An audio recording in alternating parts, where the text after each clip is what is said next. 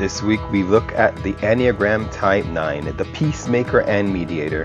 And we have a special clip featuring Holly Marie Wilson, also known by her stage name Holleen. She is an American Christian music singer and songwriter who happens to be a Type 9. Let's listen in. But nothing would really resonate so much that I felt known. I was just kind of like, oh, okay, that's fine. When I took the Enneagram, I kept getting different numbers. So I was like, oh, I was a 4, and then I was a 7, and then I was a 2, and then I was a 6. Like literally never the same number. And my friend goes, oh, you're a 9 then. And then they read the description to me, and then I bought the real test and took it, and it just read me like a book. Like I felt so vulnerable. I was reading it like crying, just like, oh my gosh, I can't believe a test could tell me this much about myself. It's kind of been a really huge part of how I recognize patterns like habits in myself and in other people too. Like for me, it definitely helped knowing who I was, like at the core of who I am, why I fight for peace all the time and why I fight to make sure everybody is heard. It's not necessarily trying to people please, but I want to make sure everyone feels known and seen and that their opinion matters. So the 9s can see they are every personality, but not in a weird like bipolar way, but just like they can see from everyone's point of view. So I thought that was so crazy. What's one of the biggest pieces of advice or something that's helped you as a 9, as a peacemaker who's trying to keep the peace, but still having to face conflict? For me, I've had to just learn to say no and to learn that not everything that happens in life needs to be taken super personally, and to know that like my contentment and my opinion matters. I think that's a huge thing. And also just telling people how I feel without like any restraint is really difficult, has been difficult for me in the past. Now I'm like, it's helped me so much. I feel like I'm thriving in all of those areas where I wasn't before. So it's just been good for me to say, you know what, no, this is how I feel about that. And for me to speak up about things is pretty big now, looking back to where I was probably 3 years ago. But who you surround yourself with too, like if you have really abrasive people around you or people that don't want to listen to you, then 9's just like, I will just like completely internalize everything and just shut down. Yeah. I have to remind myself how they feel too. Cause like that's when I'm like, oh, okay, you're doing that because you're projecting insecurity on me, or like you're doing that because you're afraid of if this happens or whatever. So I have to think about what's happening, why it would make them upset, or why they wouldn't want to listen to me, and then know that it's not about me. Because it's never about a person. They've just had things that have happened to them in their life where they react, and we all react certain ways based on how we were raised, like our childhood too, and trauma in our life. So you just have to have grace for people. I think that's what has been the big thing for me, is learning grace instead of giving an excuse for somebody based off of like what they do. You know, it's so much deeper than just the surface level.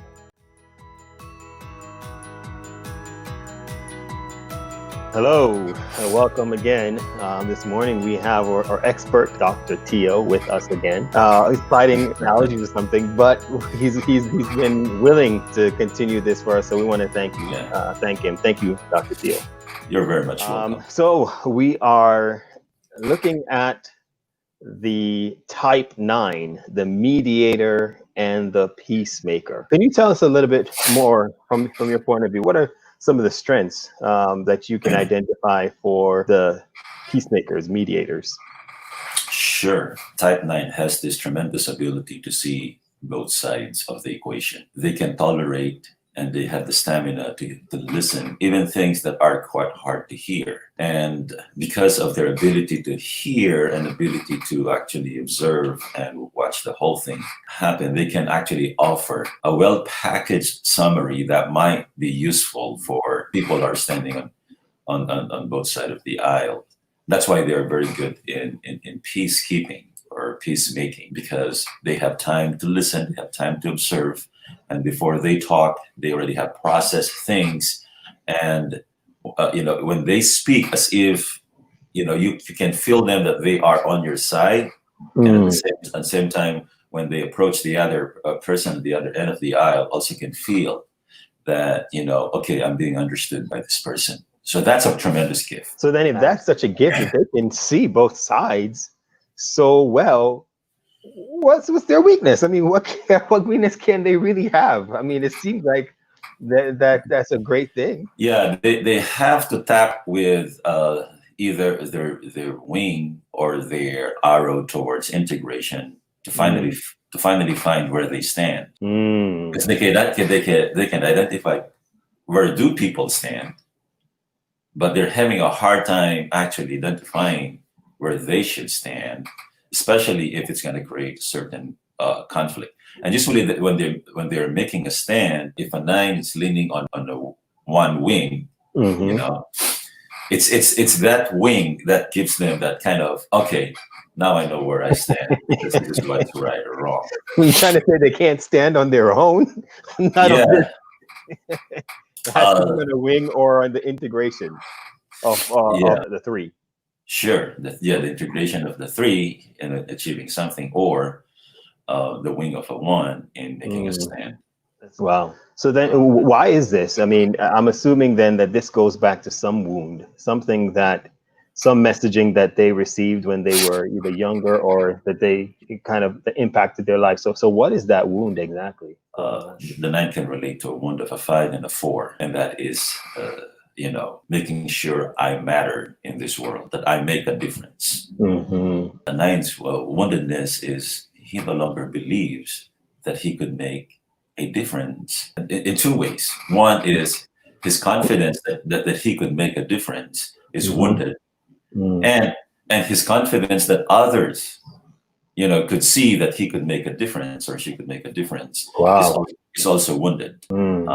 So before going up to actually really make a difference, the tendency is just to hide themselves in the busyness of life, in the flow of everything, so that they don't have to be pressured to make a difference. Don't get me wrong, there is still this hunger, how to make a difference. I mean, wonderful peacemaker, if you are not the difference maker there, I mean, I don't know what it is, but this type, this individual, it takes a lot of energy before they can actually assume a leadership role that they would be actually willing to deliver, responding to the pressure of oneself and others. If they can only find a way to deliver without this pressure from self and others, they will be just fine. So it's finding that willpower, then that courage to speak up, not to be indecisive. So I found out, I'm a 9 in that way. Having that courage to speak up. Yeah, of course, you avoid conflict. You don't want to have that tension. And that can have unhealthy impacts in relationships. So, I mean, someone who is in a relationship with a type 9, what can they do? How can they encourage, or how can they help that person to find strength in their own voice? Sure. The struggle in being in a relationship with 9 is that after all of this wonderful time to be with, because a 9 can create a space for you, can really appreciate you, can really see everything in you. But when it requires a certain amount of involvement, when the 9 start responding to the pressure, they are the most stubborn people that you can meet. Mercy. I think you want to take that back, Doc. I think you want to take that back.